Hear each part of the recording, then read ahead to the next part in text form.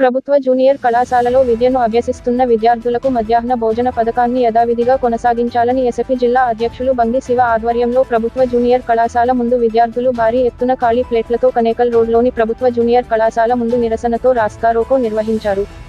ఈ సందర్భంగా బంగి శివ మీడియాతో మాట్లాడుతూ ప్రస్తుత ప్రభుత్వంలో జూనియర్ కళాశాల విద్యార్థులకు మధ్యాహ్న భోజన పథకాన్ని అమలు చేసే విషయంలో అసెంబ్లీలో ప్రస్తావన తీసుకురావాలని తెలిపారు. కళాశాల విద్యార్థుల సమస్యలను గుర్తించి ప్రభుత్వం వెంటనే మధ్యాహ్న భోజన పథకాన్ని పునః ప్రారంభించాలని డిమాండ్ చేశారు.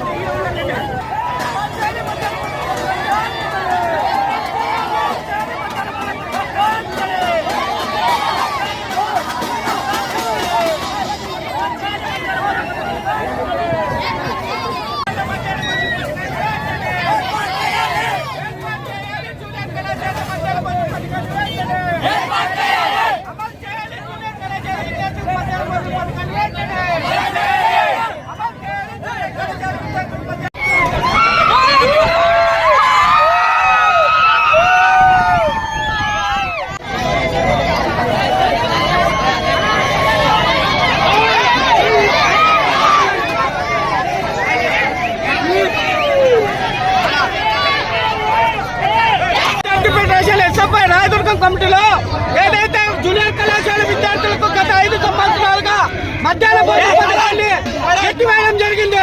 ఏదైతే టీడీపీ ప్రభుత్వం అధికారంలోకి వచ్చింది, గతంలో టీడీపీ హయాంలో ఏదైతే జూనియర్ కళాశాల విద్యార్థులకు మధ్యాహ్న భోజనం ఏర్పాటు చేశారో అదే విధంగా జూనియర్ కళాశాల మధ్యాహ్న భోజనం ఏర్పాటు చేయాలని చెప్పి వారం ముందు అసెంబ్లీ సమావేశాలు జరుగుతున్న ముందుగా ఎమ్మెల్యేలకు అందరికీ కూడా రాష్ట్రంలో ఉన్నటువంటి అసెంబ్లీ విద్యార్థి నాయకులందరూ కూడా ఎమ్మెల్యేలకు వినతి పత్రాలు ఇస్తే అసెంబ్లీ సమావేశాల్లో ఎక్కడ కూడా జూనియర్ కళాశాల విద్యార్థులకు మధ్యాహ్న భోజనం ఏర్పాటు చేస్తామని చెప్పి ఎక్కడ మాట్లాడిన దాఖలాలు.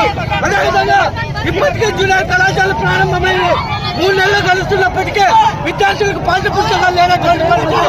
తక్షణమే విద్యార్థులందరికీ పాఠ్య పుస్తకాలు పంపిణీ చేయాలి.